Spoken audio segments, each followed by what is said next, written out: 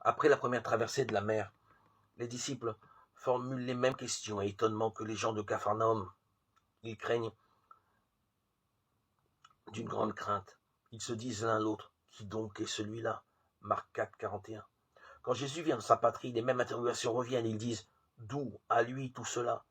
Quelle sagesse elle lui est donnée? À lui et ces fameux miracles qui arrivent par ses mains. Marc 6, 2. Après la seconde traversée de la mer à l'extrême outre mesure en eux-mêmes, ils sont stupéfiés. Marc 6, 51. Et après la guérison du sourd mal parlant, tous frappés outre mesure, ils disent, bellement il a fait toutes choses. Les sourds, il fait entendre, les non parlants, parler. Marc 7, 37. À mi-parcours, pourtant, cette dynamique semble arriver à son terme. Pierre, en effet, formule la foi dans un énoncé clair. Tu es le Christ. Marc 8, 29. Mais une nouvelle consigne de silence renvoie tout le monde à une expérience à faire. Il les rabroue, qu'à personne il ne parle de lui. Marc 8, 30. Pierre, Jacques et Jean gravissent alors la haute montagne en compagnie de Jésus.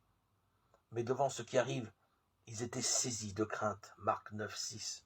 Et quand Jésus parle de la réclusion par laquelle ils doivent laisser passer les riches, ils sont effrayés de ces paroles. Marc 10, 24. Frappés outre mesure. Marc 10, 26.